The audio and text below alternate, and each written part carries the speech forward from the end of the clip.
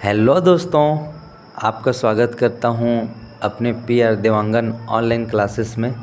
आज हम पढ़ने वाले हैं दोस्तों उत्तर मुग़ल काल, और यह जो टॉपिक है वो बहुत ही इंटरेस्टिंग होने वाला है। आपसे रिक्वेस्ट है कि आप अंत तक बने रहें। तो हम स्टार्ट करते हैं उत्तर मुग़ल काल। उत्तर मुग़ल काल दोस्तों, उत्तर मुग़ल जो काल था वो 1707 से लेकर 1857 तक था। उत्तर मुग़ल काल में कुल 9 शासक हुए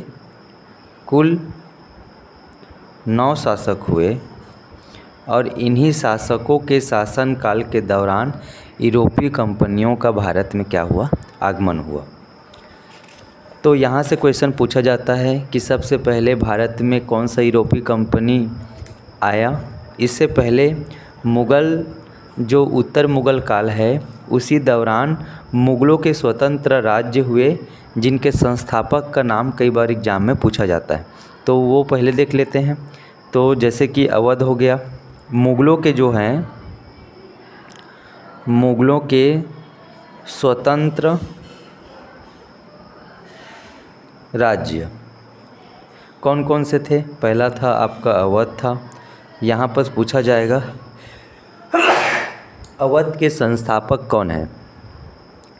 अवध के एक तरफ हम संस्थापक लिख लेते हैं और एक तरफ है वह राज्य जो मुग़लों के समय स्वतंत्र था।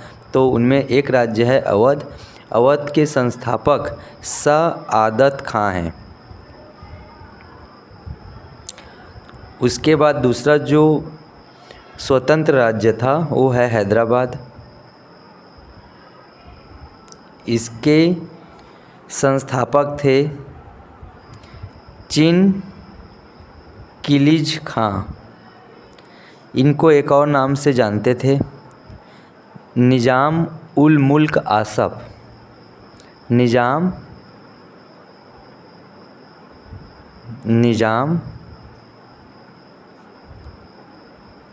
उल मुल्क आसफ़। दोस्तों, उसके बाद हम मुग़लों के स्वतंत्र राज्य में बंगाल को पढ़ते हैं। बंगाल की अगर हम बात करें तो बंगाल को मुर्शिद कुली खां बंगाल राज्य के क्या थे, संस्थापक थे। उसके बाद आपका हुआ कर्नाटक के संस्थापक थे सादुतुल्ला खां।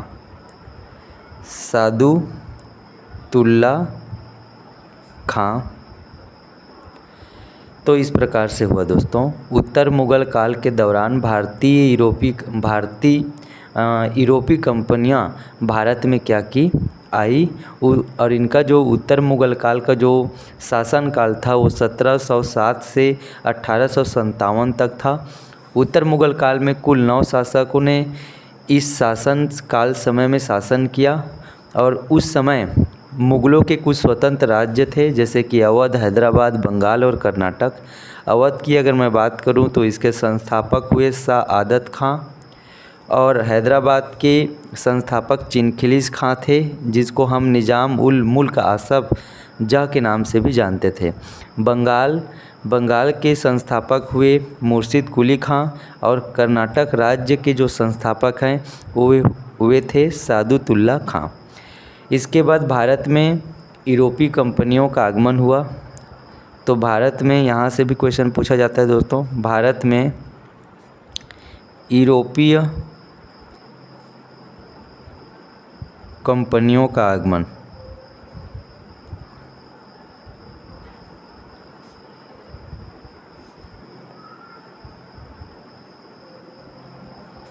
पहला जो यूरोपीय कंपनी भारत में आया था वो है आपका क्या, पुर्तगाल। उसके बाद अंग्रेज़ आए। उसके बाद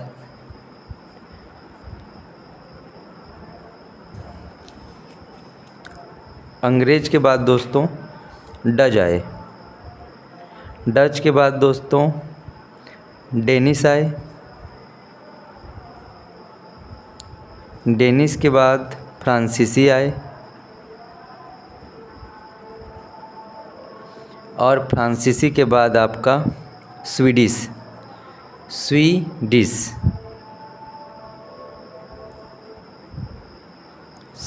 आए। कौन आए दोस्तों? स्वीडिश आए। पुर्तगाल सबसे पहले आए। पुर्तगाल की अगर हम बारे में बात करें, यहाँ से इसी सीक्वेंस में ये क्वेश्चन पूछा जाता है कि भारत में यूरोपीय कंपनियों का आगमन का क्रम क्या है। तो सबसे पहले पुर्तगाल भारत में आए, उसके बाद अंग्रेज, फिर डच, फिर डेनिश, फिर फ्रांसीसी और फिर स्वीडिश जो है भारत में आए। पुर्तगाल की अगर हम बात करते हैं, अगर हम पुर्तगाल की बात करें तो पुर्तगाल जो है भारत कब आया? 1498 में पुर्तगाल भारत आए। 1498 में पुर्तगाल क्या है? भारत आए और इन्होंने अपने प्रथम जो कोठी है, इन्होंने प्रथम कोठी की अगर बात करें तो प्रथम कोठी की स्थापना इन्होंने सूरत में करी और डच जो थे, डचों से पराजित होकर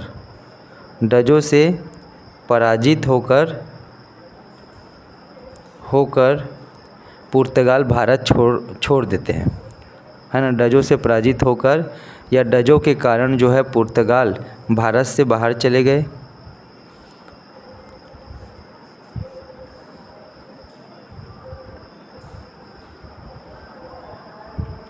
उसके बाद आता है दोस्तों अंग्रेज। अंग्रेज की अगर हम बात करें तो अंग्रेज जो है 1600 ईस्वी में क्या हुआ? भारत आया। उसके बाद इन्होंने भी अपना प्रथम जो कोठी है, इन्होंने अपना प्रथम कोठी कहाँ पर स्थापित किया दोस्तों? सूरत में ही स्थापित किया। कहाँ पर स्थापित किया? सूरत में स्थापित किया।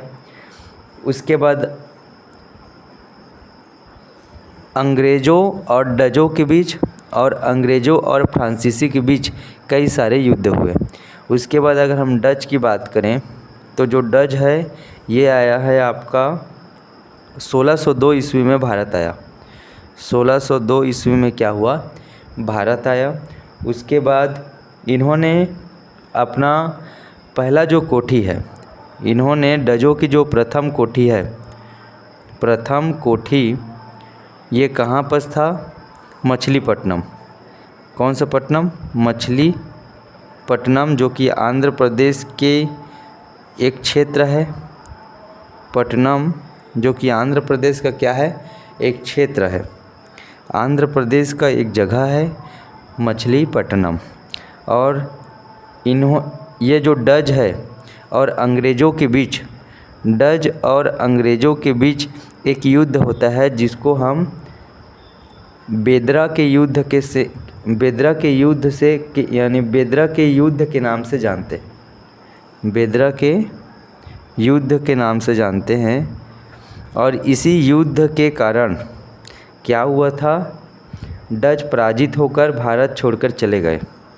बेदरा के युद्ध हुआ था दोस्तों 1700 कब जी? 59 में। अब आप बोलोगे कि ये 1602 में आए हैं और 1759 के युद्ध से कैसे बाहर जा सकते हैं?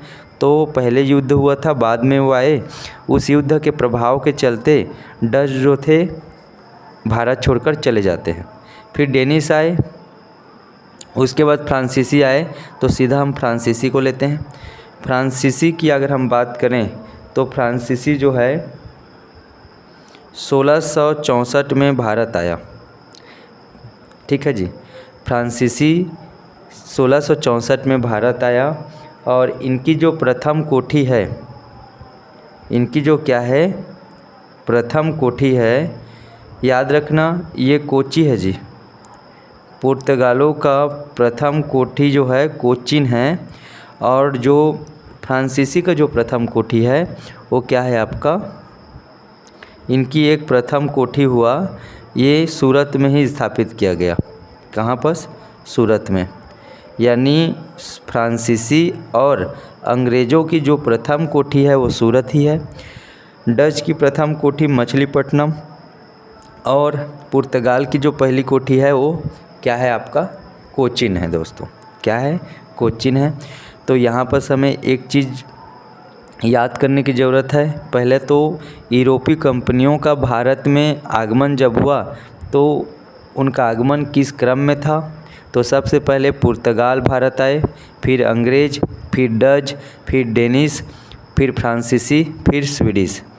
थोड़ा सा देख लेते हैं। पुर्तगाल 1498 में भारत आया और जो पहुंचा वो वास्को डिगामा थे। Vasco da Gama he kept of good hope होते हुए कहाँ पहुँचे? कोचीन पहुँचे, जो कि क्या है? केरल का एक स्थान है। और इनकी प्रथम कोठी कोचीन में ही स्थापित किया गया। डच से पराजित होकर पुर्तगाल भारत छोड़कर चले गए।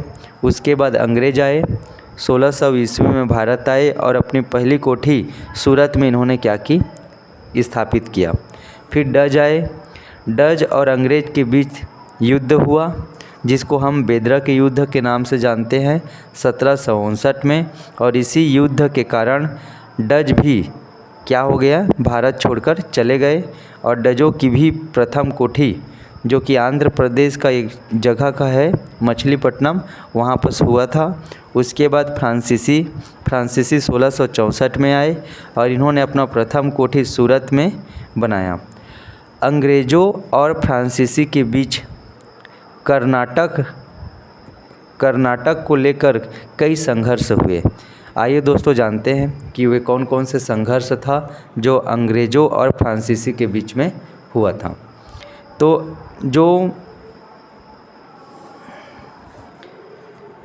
तो उत्तराधिकारी को लेकर, कर्नाटक के उत्तराधिकारी को लेकर संघर्ष हुआ, जिसमें प्रथम क्या हुआ था? प्रथम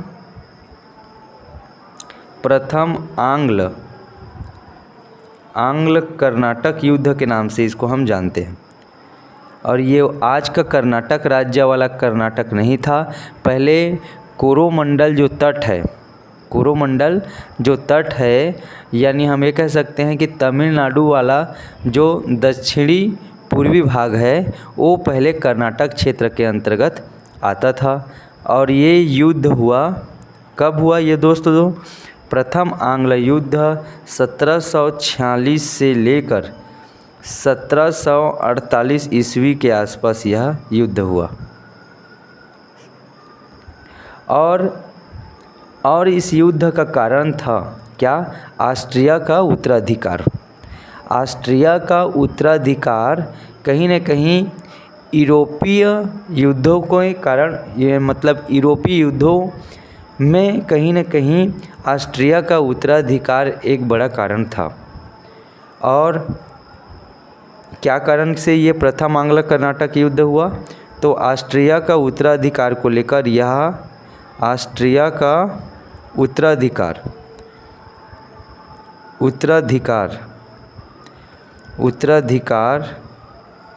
ऑस्ट्रिया का उत्तराधिकार को लेकर यह प्रथम आंग्ल कर्नाटक युद्ध हुआ, जो कि क्या हुआ? किनके बीच में हुआ था? फ्रांसीसी और अंग्रेज़ों के बीच में हुआ था। और प्रथम आंग्ल कर्नाटक युद्ध की समाप्ति एक्सला, क्या हुआ था दोस्तों? एक्सला सापेल संधि के तहत, जो कि 1748 ईस्वी में हुआ था, से समाप्त होता है। एक बार फिर से, प्रथम आंग्ल कर्नाटक युद्ध कब हुआ? तो 1746 से 1748 ईस्वी में हुआ। और इसका कारण क्या था? दोस्तों? तो ऑस्ट्रिया का उत्तराधिकार कहीं न कहीं प्रथम आंग्ल कर्नाटक युद्ध को बढ़ावा देता है और अंग्रेज और फ्रांसीसी के बीच कर्नाटक को लेकर इस संघर्ष, जो कि समाप्त हुआ एक्सला सापेल संधि से, जो कि 1748 ईस्वी में हुआ था। उसके बाद यहाँ तक इनका नहीं था। अब इस समय क्या थे? फ्रांसीसी के जो सेनापति थे, या फिर कहा जा सकता है कि फ्रांसीसी के जो गवर्नर जनरल थे डुबले, फ्रांसीसियों की इसमें जीत हुआ था, इस कारण उनकी महत्वाकांक्षा क्या हो गई थी, बढ़ गई थी। इसमें क्या हुआ था, फ्रांसीसी जो थे, इसमें फ्रांसीसी क्या हुए थे, विजय हुए थे। फ्रांसीसी विजय हुए, फ्रांसीसी की इसमें क्या हुआ, विजय हुआ, जिससे उनके गवर्नर जनरल डुबले की महत्वाकांक्षा क्या हो गई थी, बढ़ गई थी। यहाँ पर कोई बात नहीं, यहाँ से पूछा जाएगा। प्रथम आंग्ल कर्नाटक युद्ध, कारण क्या था, कारण था कि ऑस्ट्रिया का उत्तराधिकार को लेकर 1746 से 1748 के बीच में प्रथम आंग्ल कर्नाटक युद्ध हुआ, जो कि फ्रांसीसी इसमें क्या हुए, फ्रांसीसी का इसमें विजय हुआ, और इस कारण फ्रांसीसी के गवर्नर जनरल डुबले की महत्वाकांक्षा बढ़ी, और यह प्रथम आंग्ल कर्नाटक युद्ध का अंत एक्सला-शापिल संधि से क्या हो गई थी, समाप्त हो गई थी। यहाँ से पूछा जाता है कि प्रथम आंग्ल कर्नाटक युद्ध में अंग्रेज और फ्रांसीसी के बीच कौन सा संधि हुआ था, तो एक्सला-शापिल संधि हुआ था। उसके बाद आया आपका दोस्तों दूसरा, उसके बाद क्या है दोस्तों, दूसरा आपका प्रथम के बाद आपका द्वितीय आंग्ल कर्नाटक युद्ध हुआ दोस्तों। द्वितीय आंग्ल कर्नाटक युद्ध जो हुआ था, ये कब हुआ था, ये हुआ था दोस्तों 1748 से 1754 के बीच यह संघर्ष हुआ था। ठीक है दोस्तों, और ये क्यों हुआ था, इसका क्या कारण था, तो इसका कारण था कि हैदराबाद व कर्नाटक के आंतरिक मामलों में विवाद के चलते द्वितीय आंग्ल कर्नाटक युद्ध हुआ था। हैदराबाद व कर्नाटक के आंतरिक मामले में विवाद के कारण द्वितीय आंग्ल कर्नाटक युद्ध हुआ था। हैदराबाद व कर्नाटक के क्या था, कर्नाटक के आंतरिक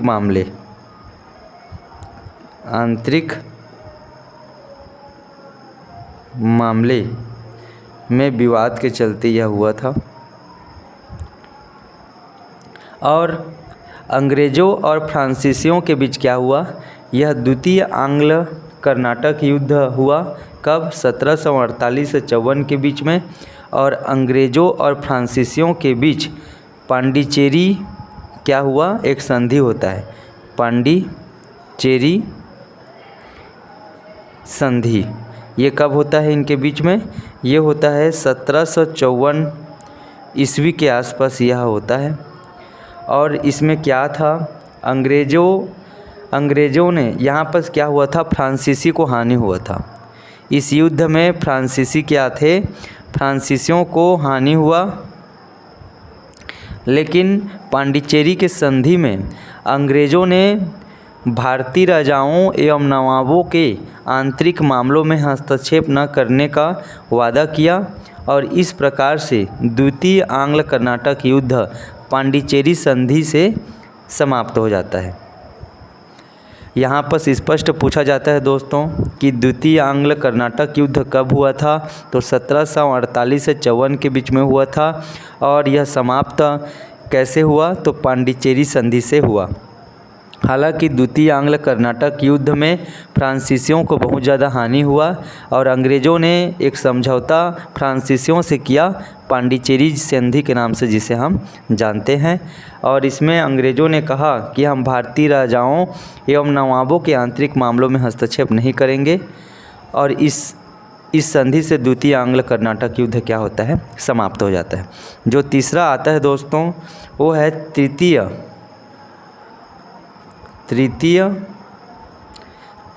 आंग्ल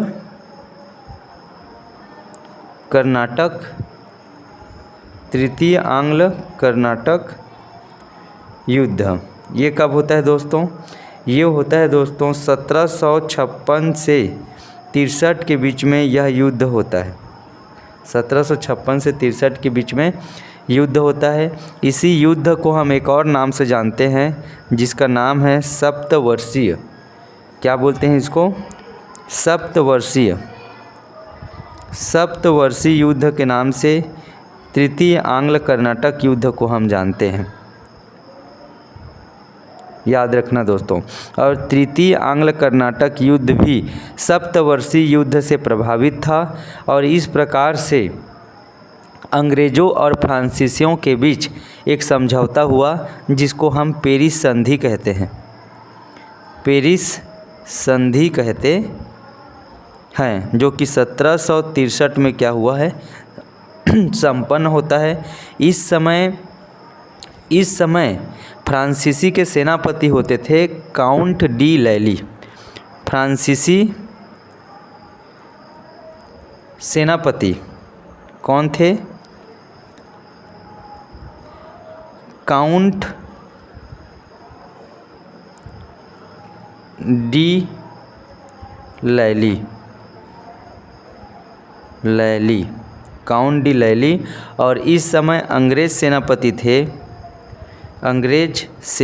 थे। कौन थे अंग्रेज़ सेनापति? आयरकुट थे। फ्रांसीसी सेनापति काउंट डी लैली और अंग्रेज़ सेनापति आयरकुट के बीच कौन सा युद्ध होता है? तृतीय आंग्ल कर्नाटक युद्ध हुआ और इनके बीच में पेरिस संधि इनके बीच में हुआ। तो ये याद रखना, ये स्पष्ट पूछा जाता है। तृतीय आंग्ल कर्नाटक युद्ध में पेरिस संधि से किसके बीच में हुआ? फ्रांसीसी और अंग्रेज़ों के बीच में हुआ। और यहाँ पर क्या हो जाता है, जो फ्रांसीसी है ये पूरी तरीके से पराजित हो जाता है और इसी को ही क्या है 1760 के वांडीवास के युद्ध के नाम से भी हम जानते हैं। याद रखना, तृतीय आंग्ल कर्नाटक युद्ध हालांकि पेरिस संधि से समाप्त हो जाता है, लेकिन फ्रांसीसी सेनापति काउंट डी लैली इसमें बुरी तरीके से क्या हो जाते हैं, वांडीवास के युद्ध में पराजित हो जाते हैं। और इस समय अंग्रेज़ों के सेनापति होते थे कौन? आयरकुट। और फ्रांसीसी सेनापति थे काउंट डी लैली। इसको कुल मिलाकर हम वांडीवास के युद्ध के नाम से भी जानते हैं, जो कि 1760 में हुआ था। इसको क्या बोलते हैं? वांडीवास के युद्ध। इसको क्या बोलते हैं?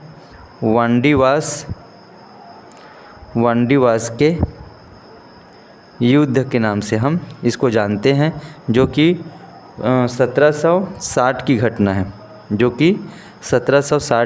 है, एक बार फिर से दोस्तों, ये एग्ज़ाम की दृष्टि से काफ़ी महत्वपूर्ण है। क्या होता है? प्रथम आंग्ल कर्नाटक युद्ध जो होता है 1746 से 1748 ईस्वी में हुआ और इसमें फ्रांसीसी जो हैं अंग्रेज़ों से विजित हो जाते हैं और एक्सला-शापेल संधि अंग्रेज़ों और फ्रांसीसियों के बीच होता है 1748 ईस्वी में। इसका प्रथम आंग्ल कर्नाटक युद्ध ऑस्ट्रिया के उत्तराधिकार का होना था। द्वितीय आंग्ल कर्नाटक युद्ध की अगर हम बात करें तो 1748 से 1754 ईस्वी के बीच में हुआ और इसका क्या कारण था? तो हैदराबाद व कर्नाटक के आंतरिक मामलों में जो विवाद पैदा हुआ था, जिसके चलते द्वितीय आंग्ल कर्नाटक युद्ध हुआ और इसमें फ्रांसीसियों को काफ़ी हानि हुआ। अंग्रेज़ ज़्यादा इसमें क्या हुए थे, जीत हासिल किए और यह अंग्रेज़ों और फ्रांसीसियों के बीच द्वितीय आंग्ल कर्नाटक युद्ध पांडिचेरी के संधि से क्या होता है, समाप्त होता है। फिर तृतीय आंग्ल कर्नाटक युद्ध हुआ। तृतीय आंग्ल कर्नाटक युद्ध में इसी तृतीय आंग्ल कर्नाटक युद्ध को हम सप्तवर्षीय युद्ध के नाम से जानते हैं, जो कि 1756 से 1763 ईस्वी के आसपास चला था। अंग्रेज़ों और फ्रांसीसियों के बीच पेरिस संधि से तृतीय आंग्ल कर्नाटक युद्ध समाप्त हो जाता है और इस युद्ध को हम वांडीवास के युद्ध में फ्रांसीसी सेनापति काउंट डी लैली अंग्रेज़ सेनापति आयरकुट से पूरी तरीके से क्या होते हैं, पराजित होता है। और इस प्रकार से कर्नाटक जो कर्नाटक है उस पर अंग्रेजी शासन, अंग्रेजी हुकूमत का क्या हो जाता है, हक हो जाता है, उत्तराधिकार हो जाता है। उसके बाद दोस्तों भारतीय रियासतों का अंग्रेजी शासन में क्या होने लगा, विलय होने लगा। भारतीय जो हमारे पास भारतीय क्या थे, भारतीय रियासतों का क्या होने लगा, भारतीय रियासतों का अंग्रेजी यानी ब्रिटिश शासन में क्या होने लगा, विलय होने लगा। अंग्रेजी शासन में क्या होने लगा, विलय हुआ। तो कैसे कैसे विलय हुआ? उस समय भारतीय रियासतों में एक रियासत था मैसूर रियासत। कौन सा रियासत था दोस्तों? मैसूर रियासत। इस मैसूर रियासत को किसने बनाया था? तो इस मैसूर रियासत को 1761 ईस्वी में हैदर अली ने इसकी स्थापना किया था। किसने किया था? हैदर अली ने 1761 में मैसूर रियासत की क्या किया था, स्थापना किया था। हैदर अली ने क्या किया, स्थापना किया। किसकी स्थापना किया? मैसूर रियासत की। मैसूर रियासत की क्या किया इन्होंने, स्थापना किया। और मैसूर रियासत की जो राजधानी है वो किसको बनाया गया? राजधानी बनाया गया मछलीपट्टनम को। श्रीरंगपट्टनम को क्या कर दिया गया? श्रीरंगपट्टनम, याद रखना, श्रीरंगपट्टनम को क्या किया गया? राजधानी बनाया गया।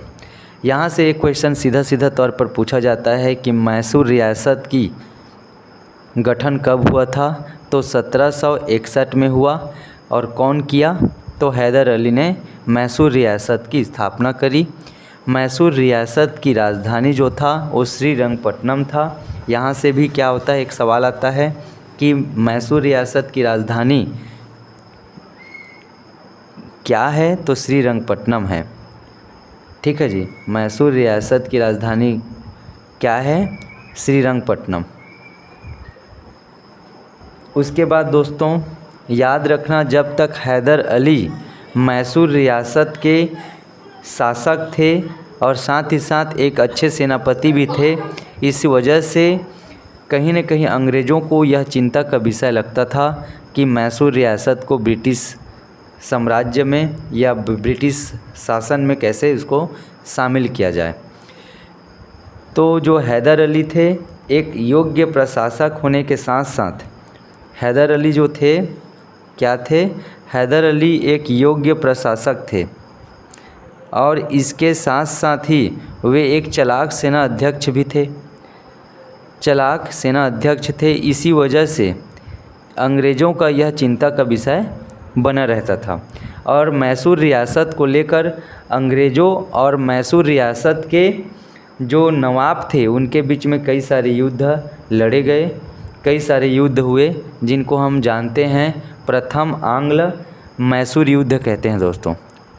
इसमें जो पहला युद्ध हुआ प्रथम आंग्ल मैसूर युद्ध, इसको हम कहते हैं। प्रथम आंग्ल मैसूर युद्ध कब से कब तक हुआ दोस्तों? तो प्रथम आंग्ल मैसूर युद्ध जो होता है 1767 से 1769 ईस्वी के बीच में होता है। और इस समय शासक जो थे आपके हैदर अली ही थे। और हैदर अली का जो प्रथम आंग्ल मैसूर युद्ध है यह अंग्रेज़ों और हमारे जो देसी रियासत मैसूर के बीच था। और उस समय शासक कौन थे? तो हैदर अली थे। हैदर अली क्या थे? इस समय शासक थे। और हैदर अली और अंग्रेज़ों के बीच क्या हुआ? यह युद्ध हुआ। अंग्रेज़ इसमें क्या हो गए? पराजित हो गए। अंग्रेज़ जो थे ये क्या हो गए? पराजित हो गए। और जीत कौन गया? मैसूर रियासत के हैदर अली।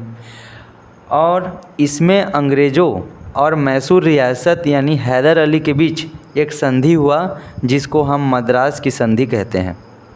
क्या की संधि हुआ? मद्रास की संधि। और इस मद्रास की संधि में मैसूर रियासत, मैसूर देसी रियासत जो था उसके हैदर अली विजित हुए और अंग्रेज़ों को इसमें क्या हो गया? पराजय का सामना करना पड़ा। उसके बाद अंग्रेज़ों के साथ जो दूसरा युद्ध हुआ उसको हम द्वितीय आंग्ल क्या कहते हैं, द्वितीय आंग्ल मैसूर युद्ध के नाम से जानते हैं। मैसूर युद्ध के नाम से हम क्या करते हैं दोस्तों, इसको जानते हैं, जो कि कहाँ से कहाँ तक हुआ था, कब से कब तक हुआ था। 1780 से लेकर 1784 ईस्वी के बीच में द्वितीय आंग्ल मैसूर युद्ध हुआ था। इस समय भी हमारे जो शासक थे, शासक कौन थे, तो हैदर अली ही इसके क्या थे, हैदर अली ही शासक थे। और इस युद्ध में हैदर अली की क्या हो जाता है, मृत्यु हो जाता है। और इस प्रकार से क्या बोलते हैं, देसी रियासत मैसूर जो रियासत है और अंग्रेज़ों के बीच द्वितीय आंग्ल मैसूर युद्ध समाप्त होता है मंगलोर की संधि के साथ। मंगलोर की संधि हुआ। एक एक क्वेश्चन है दोस्तों यहाँ पर पूछा जाता है कि प्रथम आंग्ल मैसूर युद्ध जो समाप्त हुआ वो किस संधि से हुआ, तो मद्रास की संधि हुई। ये लगभग 1769 ईस्वी की बात है।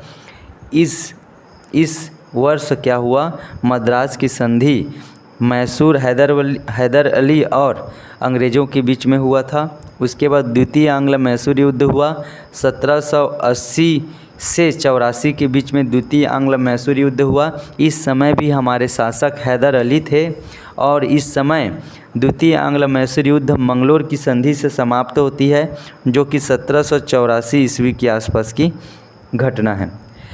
इस युद्ध में हैदर अली की मृत्यु हो जाता है, लेकिन इस समय तक मैसूर रियासत को ब्रिटिश शासन में शामिल नहीं कर पाए थे। अंग्रेज अपने शासन में कहीं न कहीं मैसूर रियासत को अब भी क्या नहीं कर पाए हैं, शामिल नहीं कर पाए हैं। और इस प्रकार से अंग्रेज़ों के बीच जो तीसरा युद्ध होता है, जिसको हम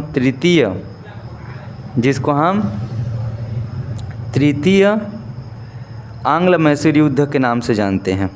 तृतीय आंग्ल मैसूर युद्ध के नाम से हम क्या होता है इसको जानते हैं। और तृतीय आंग्ल जो मैसूर युद्ध है ये 1790 से 1792 ईस्वी तक, 1790 से 1792 ईस्वी के आसपास की यह घटना है, जिसमें शासक कौन थे से इस समय शासक हुए टीपू सुल्तान।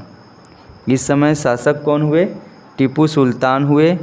और टीपू सुल्तान और अंग्रेज़ों के बीच श्रीरंगपट्टनम की संधि हुई। इस युद्ध की समाप्ति श्रीरंगपट्टनम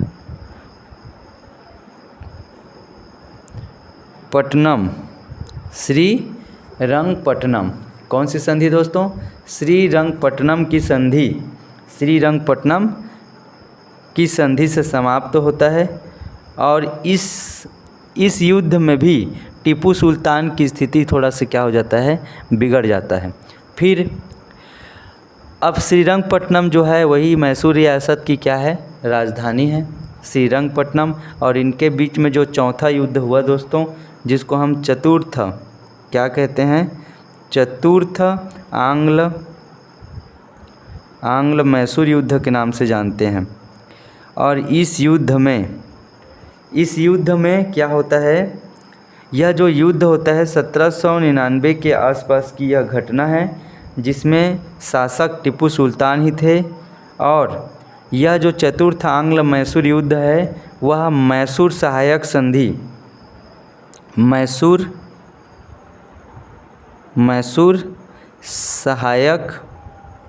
संधि से क्या होता है, समाप्त होता है। इस युद्ध में टीपू की मृत्यु, पुनः मैसूर में वडियार वंश की स्थापना, अंग्रेज़ों ने वडियार वंश के शासक से सहायक संधि की। और इसमें अंग्रेज़ों ने वडियार वंश के जो शासक थे उनके साथ इन्होंने समझौता किया, सहायक संधि की, जिसको हम मैसूर सहायक संधि के नाम से जानते हैं। उसके बाद और एक छोटे छोटे देसी रियासत हुए, जैसे कि एक देसी रियासत हुआ, उसके बाद आपका सिख रियासत। कौन सा रियासत हुआ दोस्तों? सिख रियासत। सिख रियासत। सिख रियासत। अब जब हम सिख रियासत के बारे में बात करते हैं तो सिख रियासत की जो स्थापना है वो किसके द्वारा किया गया था? ये 1797 ईस्वी की आसपास की घटना है, जिसमें हम सिख रियासत की जो स्थापना है वो राणा रणजीत सिंह के द्वारा किया जाता है। रणजीत सिंह के द्वारा क्या होता है? किया जाता है। और याद रखना, सिख रियासत को अंग्रेजी शासन में विलय करने के लिए जो संघर्ष हुआ था वो किनके बीच में हुआ था? उस समय लगभग ये 1809 की घटना है, जिसमें हमारे वायसराय होते थे। कौन? चार्ल्स मेटकॉफ और राणा रणजीत सिंह के बीच क्या हुआ था? एक संधि हुआ था, जिसको हम किस नाम से जानते हैं? राणा रणजीत सिंह है ये। सिंह के बीच, इन दोनों के बीच एक संधि हुआ, जिसको अमृतसर की संधि कहते हैं दोस्तों। अमृतसर की संधि हुआ। इस संधि के चलते क्या हुआ था? सिख रियासत जो है ब्रिटिश रियासतों में शामिल हुआ और सिख रियासत के जो अंतिम शासक हुए वो थे दिलीप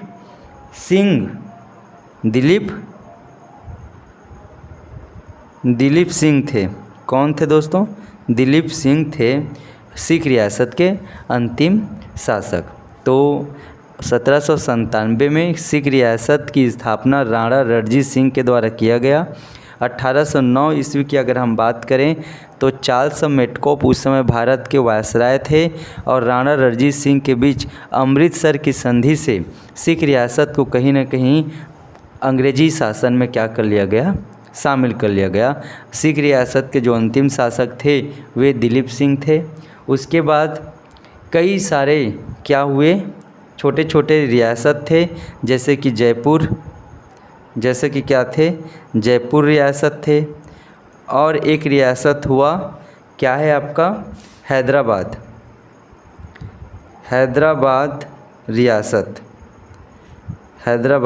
रियासत। इन दोनों रियासतों को 1798 ईस्वी में लॉर्ड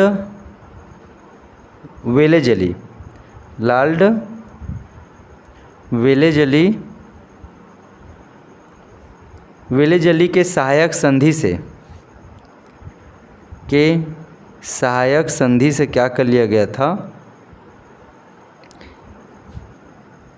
सहायक संधि से कहीं न कहीं अंग्रेजी शासन में इनको क्या कर लिया गया था?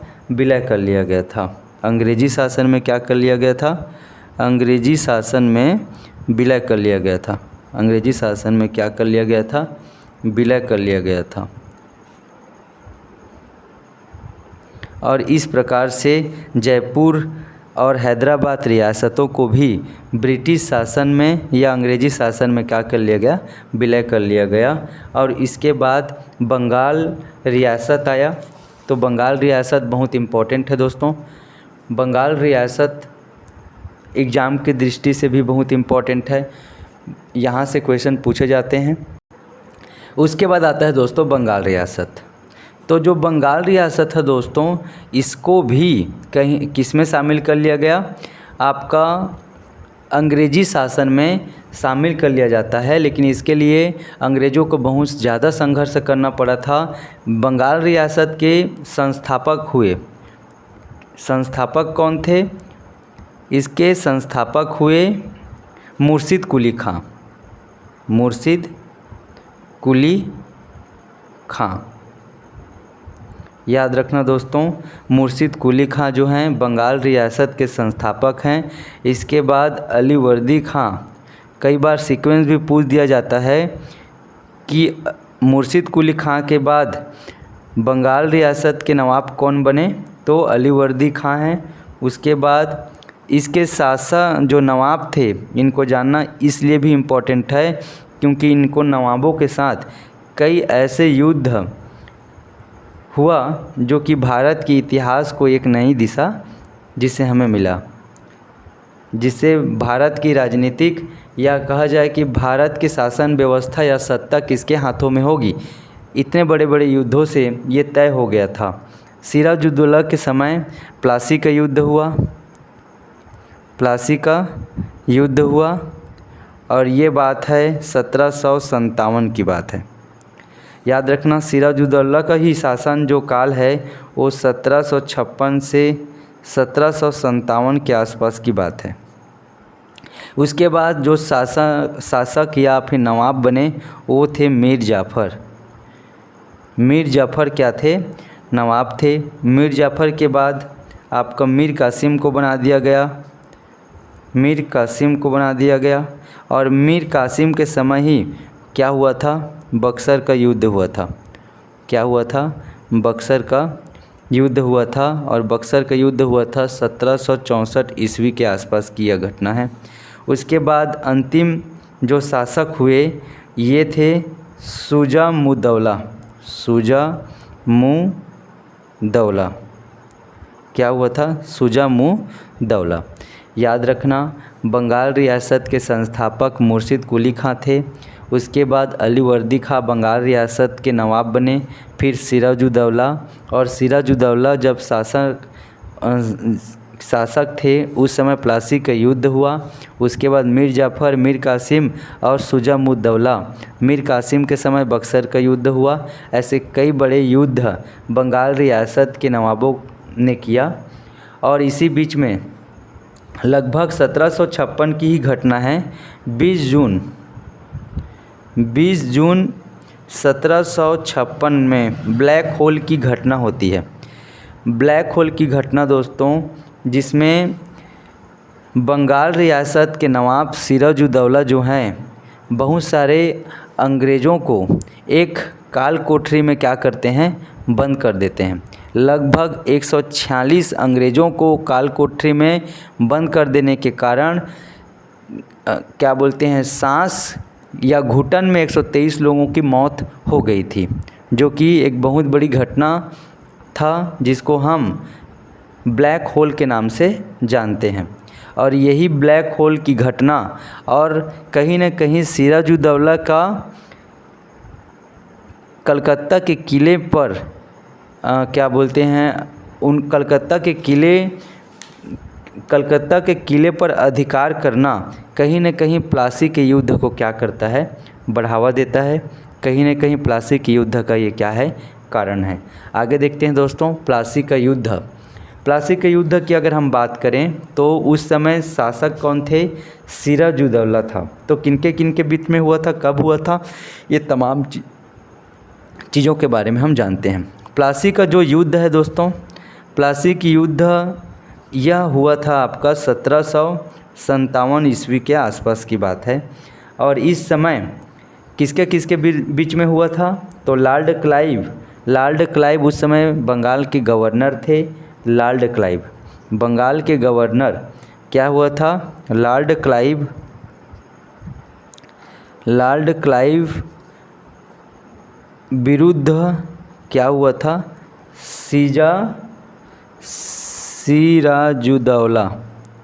सिराजुद्दौला के बीच में क्या हुआ था? यह युद्ध हुआ था।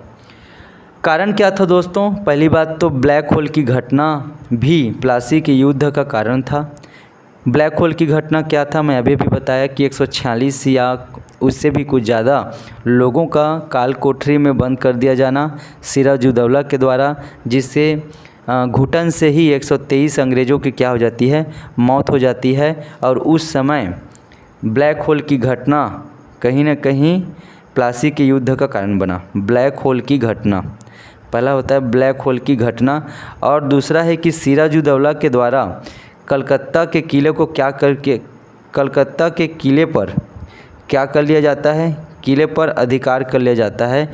ये दो मुख्य कारण थे जिसके कारण 1757 में प्लासी का युद्ध हुआ। उसके बाद इसमें सिराजुद्दौला जो होता है पराजित हो जाता है। क्या हो जाता है? सिराजुद्दौला जो होता है पराजित हो जाता है। क्योंकि पराजित होने का कारण भी है कि लॉर्ड क्लाइव जो है कूटनीति से मीर जफ़र जो कि किसके सिराजुद्दौला के सेनापति थे उसको लालच देकर अपनी तरफ कर लेता है। तो सिराजुद्दौला के एक सेनापति थे जी, इसके सेनापति थे कौन? इनके सेनापति थे मीर जफ़र। कौन थे जी? मीर जफ़र। इनके सेनापति थे मीर जफ़र। इसको लॉर्ड क्लाइव जो है बंगाल के गवर्नर लॉर्ड क्लाइव जो है ये सिराजुद्दौला के जो सेनापति थे मीर जफ़र को क्या कर लेता है? अपने तरफ शामिल कर लेता है। इस वजह से सिराजुद्दौला जो है वो प्लासी के युद्ध में पराजित हो जाता है। और उसके बाद क्या कर दिया गया? मीर जफ़र को प्लासी के युद्ध के बाद बंगाल का क्या बनाया गया? नवाब बनाया गया। उसके बाद बंगाल का नवाब कौन था? बंगाल का नवाब बना कौन? मीर जफ़र। याद रखना, मीर जफ़र। जब मीर जफ़र क्या था? मीर जफ़र जब बंगाल का नवाब बना तो यह अंग्रेज़ों का कठपुतली बनकर रह गया था। इसके हाथ में कुछ भी नहीं था और ये भी अंग्रेज़ों को बहुत दिनों तक मीर जफ़र अंग्रेज़ों को बहुत दिन तक खुश नहीं कर पाए और अंत में क्या हुआ? मीर कासिम को बंगाल का नवाब बना दिया गया। उसके बाद कौन बना बंगाल का नवाब?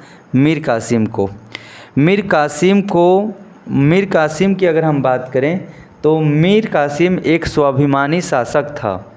ये अंग्रेज़ों के हस्तक्षेप को बर्दाश्त नहीं कर पाए और क्या हो गया? 1764 में बक्सर का युद्ध हुआ। क्या हो गया? उसके बाद मीर कासिम जो है हस्तक्षेप को बर्दाश्त नहीं कर पाए। किसके हस्तक्षेप को बर्दाश्त नहीं कर पाए और अंततः बक्सर का युद्ध क्या हो गया? छिड़ गया। बक्सर का क्या हो गया? युद्ध हुआ। बक्सर का क्या हुआ? युद्ध हुआ। बक्सर का क्या हुआ? युद्ध हुआ। कब हुआ? 1764 में बक्सर का युद्ध हुआ। 1764 में क्या हुआ? बक्सर का युद्ध हुआ। इसमें कौन कौन थे? एक तो मीर कासिम था और अवध का नवाब सुजाउद्दौला इसमें साथ दे रहे थे और मुग़ल सम्राट शाह आलम द्वितीय विरुद्ध अंग्रेज़ थे और उस समय अंग्रेज़ में कैप्टन मुनरो थे और अंग्रेज़ बक्सर के युद्ध में क्या होते हैं? विजित होते हैं। और कहीं न कहीं बक्सर के युद्ध ने हिंदुस्तान में सत्ता किसके हाथों में होगी इसका निर्धारण कर देता है। तो बक्सर का युद्ध 1764 में हुआ। किसके बीच में हुआ? मीर कासिम थे। मीर कासिम इसमें साथ दे रहे थे। अवध के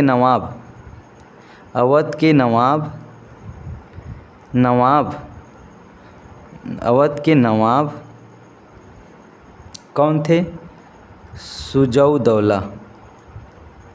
कौन थे? सुजाउद्दौला। और मुग़ल सम्राट थे। मुग़ल सम्राट कौन थे? शाह आलम द्वितीय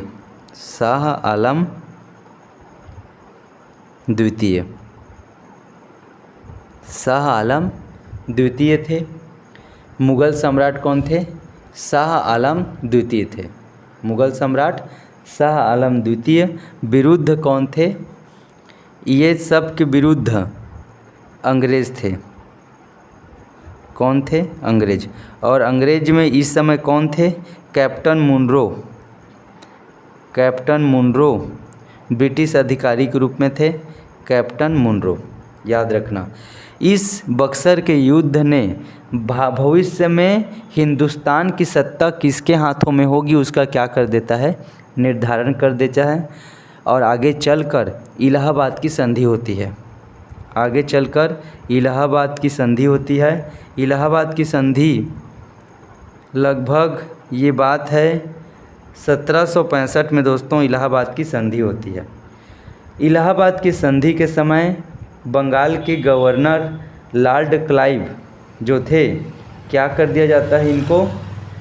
ये और शाह आलम व शुजा-उद-दौला के साथ इलाहाबाद की क्या करते हैं, संधि करते हैं।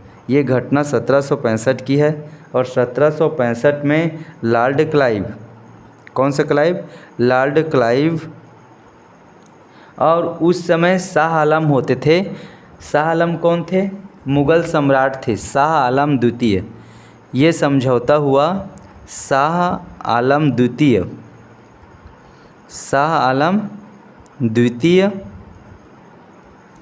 और नवाब थे किसके, बंगाल के नवाब थे।